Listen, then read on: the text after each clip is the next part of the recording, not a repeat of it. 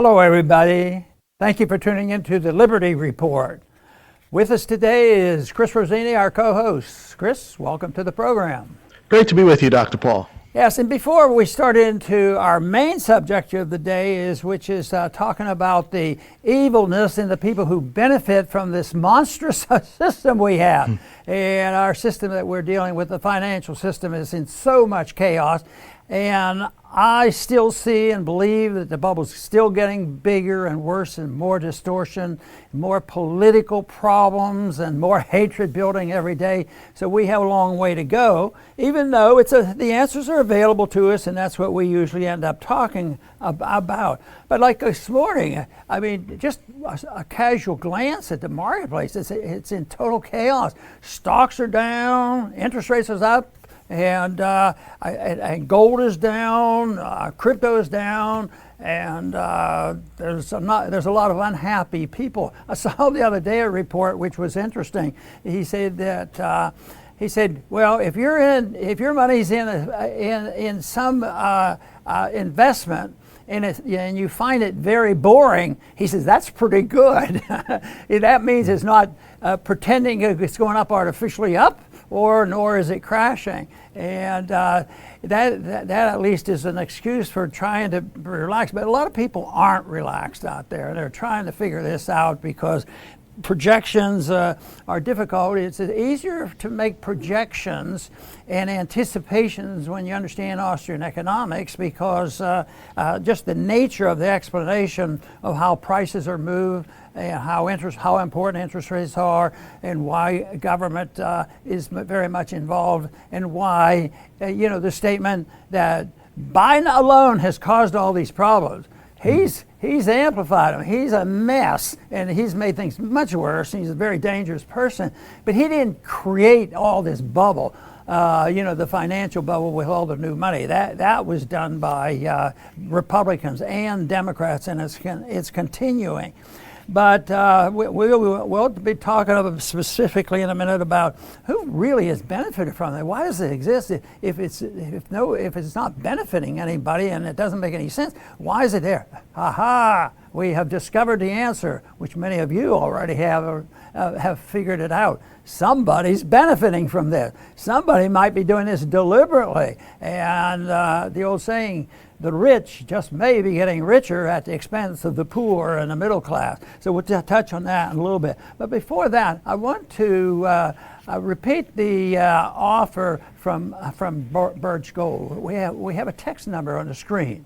The text number is there. If you want to get in contact with Birch Gold, you can get some information to help you sort out some of these markets. This is what you need, and there's no perfection in that, especially if you understand Austrian economics, because there's a subjective theory of value that's involved, and things don't go like you can't calculate every market by a computer. Keynesians and the interventionists say, oh yeah, all we have to do is give me a problem and I'll put it in the computer and they'll tell us exactly what the money supply will be. Look where it's gotten us. Sometimes they print trillions of dollars. It doesn't seem to have any effect at all. And then sometimes they say, well, we need more price inflation. And then when they finally get more price inflation, it causes more trouble than they ever thought they don't. Then they have too much. So if you want to get some information, free information from Birch, look at that text number on the bottom of the screen. And Chris, I want to go ahead and visit with you today about this system, which is a monster. And that's one thing I'll bet we could get the majority of the people in the country to agree with us right now. The planners who think they know everything, I think they would agree with a mess. But they would come up with more of the same or something new and different, but really not a solution. But I think the Austrian economists would agree with what we're saying, and that's the first step because they understand how this came about and why it came about and who's benefited by it. So if we understand that, we might come up with a better answer. And the answer is out there. The founders went through this. They had runaway inflation at the beginning. We've gone through wars and chaos and inflations and bubbles, and it's usually been worked out. But this one is different. This one is different because we're at the bottom of the barrel when it comes to real wealth. And they still hang on to this notion, Chris, that for some reason they believe that if the government just prints more fiat money, it's going to work out okay, because that was the solution, and a temporary reprieve with COVID. Yeah, just pass out a lot of money, and the immediate effect, it's sort of like the counterfeiter. He comes in and passes it out until the market just hey, they've been giving us counterfeit money. It doesn't work. Let's get rid of it. Let's spend it. So that is what's happening, but they don't understand that. They still think that just passing out the money is the solution, and yet really it's the problem. Because if you have fiat money and prices rising, because people see the big problem today, the average person on the street would say, well, the number one economic problem is inflation of prices. Prices are going up too high. They never come up and say, well, no, the problem is the money supply is inflated. They're printing too much money, and they're responding to the demands of the people who have control of our government. It's those Republicans and Democrats that are doing it. Nah, we don't hear that. It's going to continue. And I think what I'd like to think, Chris, is that we participate in trying to point out the problems that we have, and the one big problem that helps increase the amount of discord in the country, where the people are getting angrier and angrier because the rich do get richer and the poor get poorer. And that's why most people still look at prices going up. Their cost of living is going down. Right now there's a big debate on, well, will the key and most important issue for the voters this year will not be the economy, but it's going to be the Supreme Court, ruling with the Constitution, that sort of thing. So anyway, Chris, I know you've given this some thought, and would like to hear from you. Yes, Dr. Paul, but before I start talking about corporatism, I do want to make a little special announcement that I think you would like. As Daniel pointed out yesterday, we're very pleased with Rumble. Our numbers are great, and it seems that the people that were in the live chat, there's a little community, have moved from YouTube over to Rumble, and that's I received a message that today they are going to be wishing you a happy birthday, which your birthday is tomorrow. So I thought that was really nice, Dr. Paul, and if you wanted to make a quick comment before I start. Well, I thank them, and for some reason it's something that most people, and certainly I never think, I always need to have a big birthday party. But I have to admit that over the years it was an excuse for promoting a party and getting people interested in freedom. So that was okay, and we've done that, and there's been so many that have wished me a happy birthday. I appreciate that very much. Thank you. Very good, Dr. Paul. And okay, we're talking about corporatism. Corporatism is an offshoot of socialism. It was actually popularized by a very hardcore socialist, Benito Mussolini. And he called it fascism, economic fascism. And that is the marriage of power, which is government, and money, which is corporations. And Mussolini was very, very popular. He was popular with FDR, with Churchill, they loved this guy. I think he was on Time magazine like 8 times, because communism cannot work. You can't have one property owner, because then you have no market prices and you don't know what to do, and everybody starves. So, but if you have a highly, highly regulated marketplace, now you're onto something, and you can, just like the communists, rip everybody off, and that's what we have today. We have a corporatist system where the government and corporations rip us off repeatedly, and but the people have to support it. They have to go along with it, and that's where the media comes in. They pump out propaganda with scientific precision from every single direction, and the people end up, yeah, do it, do this, do that. And then at the end, you're just in regret. And today we see yesterday we see the CDC, they botched it. Yeah, afterwards it's always regret, but the robbery has already taken place. It's too late.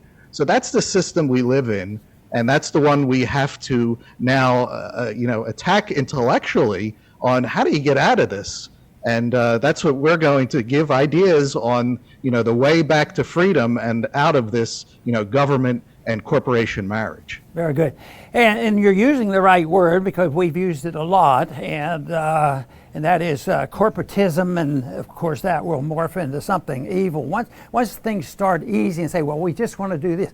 A good example, the income tax. We're not going to tax the people, and even now today they say we're going to have 87,000 more IRS agents, but they're not going to tax the people under $400,000, dollars, that sort of thing. So the corporatism that is going on and has gone on is more appealing than if somebody marched in and said that we're going to restore, the fascist state of the Russian communists. That system, people would see it and they say, "Well, no, we don't want." So we even don't say we don't want socialism. But I think what corporatism and interventionism and welfareism is more seductive. I think you can sell that politically a lot easier because it can be incremental. It's always, one little tax on this person here, and all of a sudden we have to regulate here. We have to have, a little bit of control over those bad people polluting the air. It's always for good, and it's always a little, and then it's always incremental, and it is much more appealing. And but what it leads to is that the corporations then all of a sudden fusing, coming together with fascism with the corporations and the government, and that becomes fascism, and it really grows. And we're at a stage where it's very fascistic, and it's getting worse all the time. They do use the word in the social sense. This is not quite as violent as Soviet Marxism, and that is that you just have social Marxism, and that's a little milder, but it's still evil because it's using the aggressive, violent principle of hoarding people together and dictating to it. And we've just probably everybody watching this program and most people in this country have just gone through that example, and that is how they took advantage of the chaos with COVID. And somebody said, well, they responded to a natural occurrence and they overreacted. And other people say, no, they might have created the incident to begin with because that was not the traditional way we handled, flu and epidemics like this. It was never with the sacrifice of so much liberty, and that has existed. And we have continually moved in that direction. And I think it does emphasize this whole fact that the distribution of wealth becomes disassociated. The people who are in charge, the bureaucrats and the politicians and special interests, the lobbyists, and on, and the politicians who have to get in office, of course, to save the country, they have to take the money from the people who want their guy in Congress so that they keep voting for this stuff. So the system is designed, I believe, in purpose to transfer wealth. Oh, they say, oh no, the poor will not suffer. We won't take that much. We're just going to take this. But the corporations, really benefit, and they move on. And I think the merger of the two, which is the most annoying to me, is the merger of social media along with the government, because the social media is the one that does the dirty work and enforces the canceling a person and regulating their freedom of speech and not allowing people to, come together and express themselves. So that is a big problem. It's a threat to liberty, and it's not over yet, even though the people fortunately are waking up, and that's what we want to continue to do, Chris. Keep waking up people to exactly what's going on so that they know what they can do to contribute to the rebuilding of a free society. Right, Dr. Paul. And, politicians left and right love the corporatist system that we have today. They love power. We saw with COVID, they love telling people what to do, even if it is so stupid and makes no sense. Just being able to tell people and watching them obey, that gives them a charge. That's the types of people that most politicians, not all, but most are. but they also like becoming very rich in this corporatist system. A lot of them go into Congress and into so-called public service with no money, and they come out multimillionaires. And it's because their laws, they tilt the tables in favor of certain corporations. And the politicians end up getting rich themselves from these laws, either directly or indirectly, like through the stock market. We see that in the news now.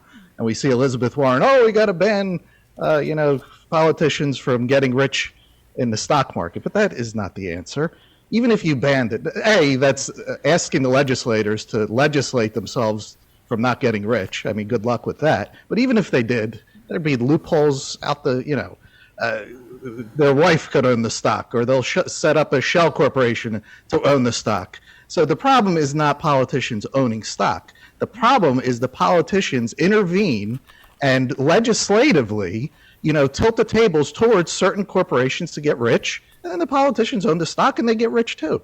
So it's the interventionism that is the problem. And Elizabeth Warren is not going to not want to intervene. That's her thing. She wants to intervene.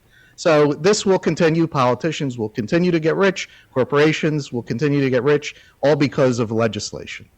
Yes, very good. And some people in high places, they understand this, and they should be in a place where maybe they could help correct it. But if you take the Pelosi family, I would say that they might be an example of that complaint that you're making, that they may be benefiting from that. And even it's bipartisan, because the Biden family has benefited as well.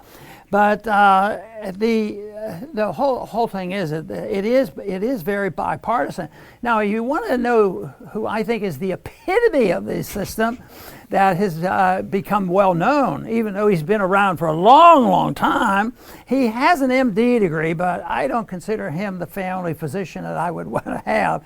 But he's a physician.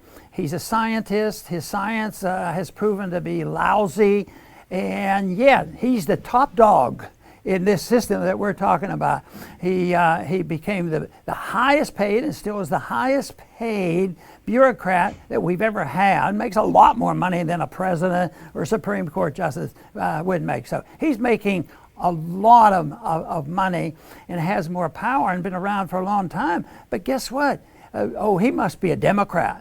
No, he got equal support. It was an equal opportunity system because he knew how to play the cards. So he got appointed by Republican presidents. He just stayed in that office at CDC, and he ran the show, and he was in charge of all the good things that were done to make sure that the COVID epidemic would go smoothly and would get rid of that in a hurry.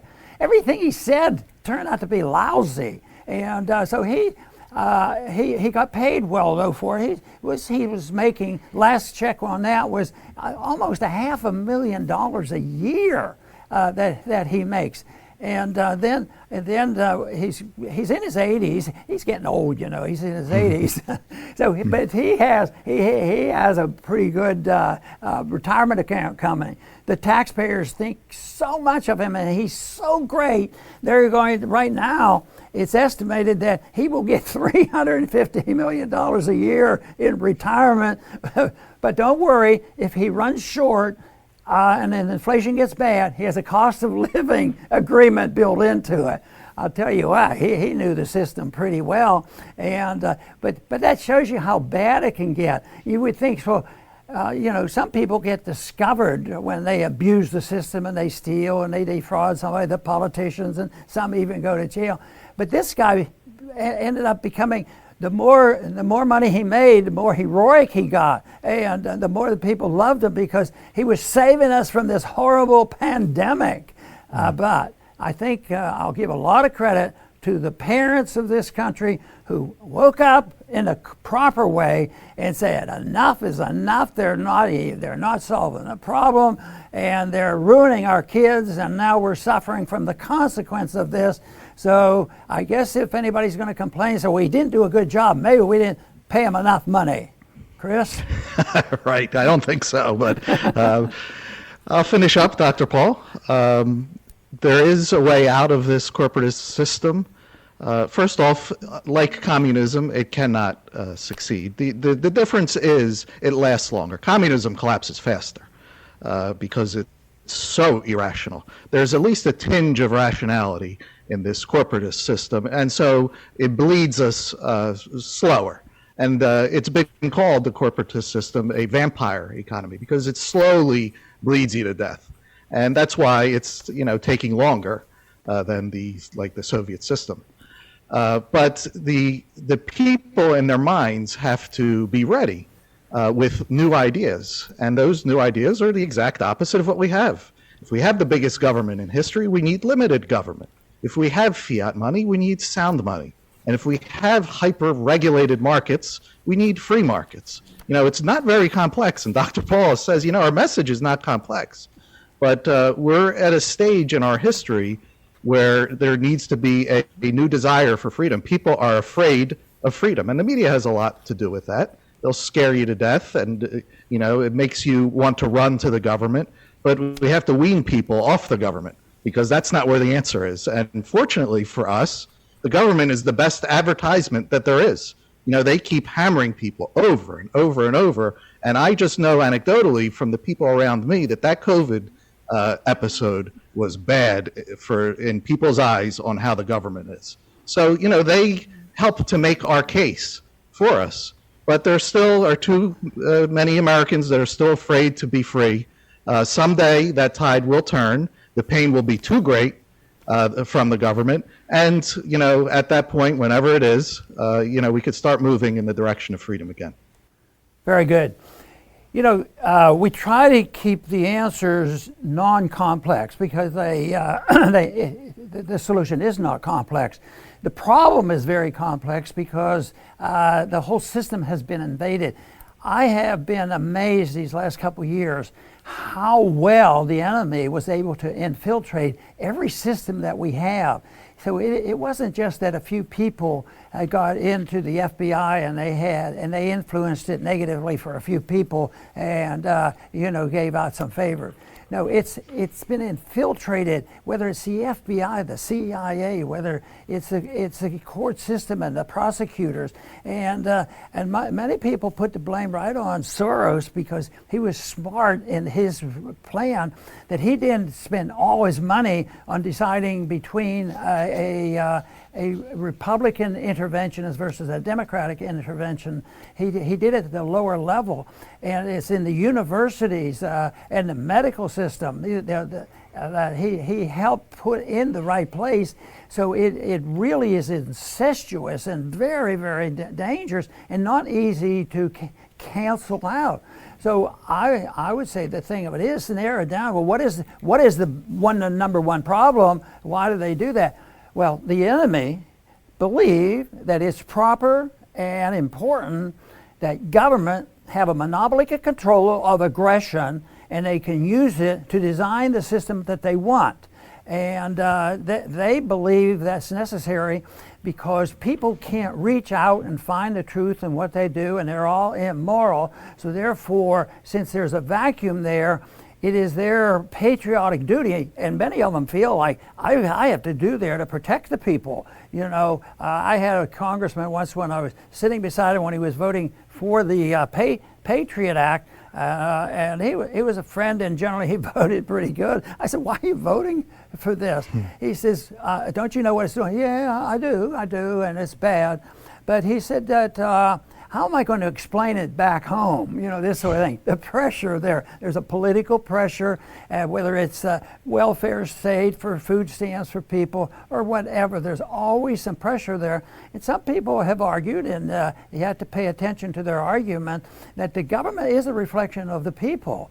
We talk about cleaning up the Congress, and we should, and the more we do, and the more we point out what they're doing, I think the better, because I can't say you shouldn't do it because I tried it, and who knows whether it did any good or not, only time will tell. But if we do that, we have to get to the point of what should you reject, and that is using force. People have their own lives. They're born with natural rights. They can do whatever they want with their life and their money. They have a responsibility to take care of their families. But they can do whatever they want. except for no force against another person. You can't deny liberty to somebody else. You can't deny their freedom by controlling all their income. You can't deny their liberty by taking total control of their educational system. That's the use of aggression in an evil way. So if you don't have any belief and confidence that free people are pretty good at dealing with things. I think the remarkable thing and the best outcome of the COVID lockdown was the parents waking up and assuming some responsibility, and they're still upset.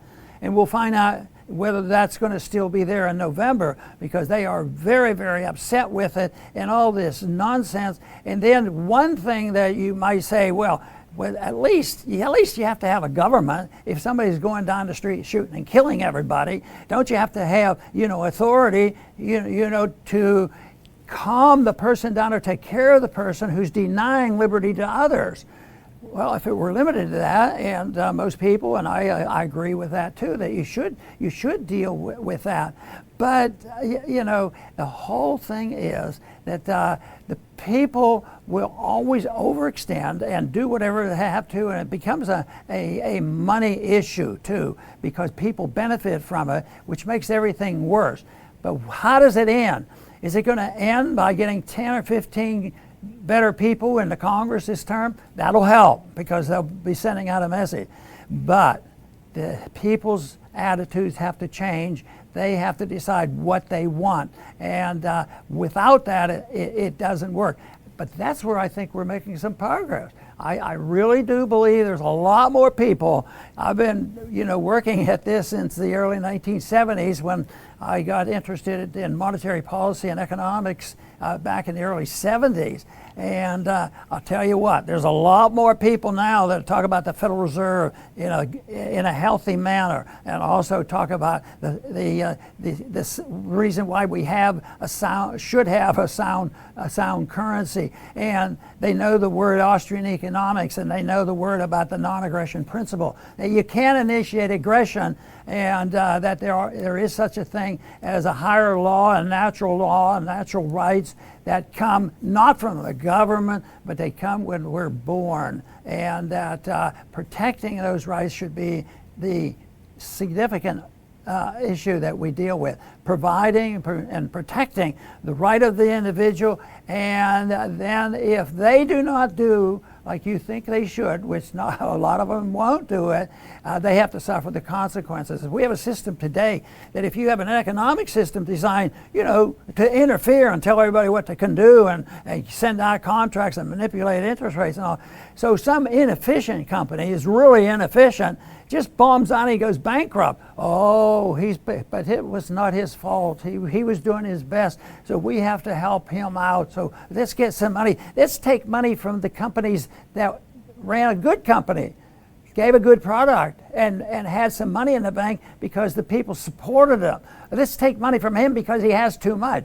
Punish the successful to take care of the unsuccessful. That's not the way the market works. And until we understand that, and the rejection of all aggression, we're going to have a problem. But like I say, I think more and more people are beginning to understand exactly what I'm talking about. I want to thank everybody for tuning in today to the Liberty Report.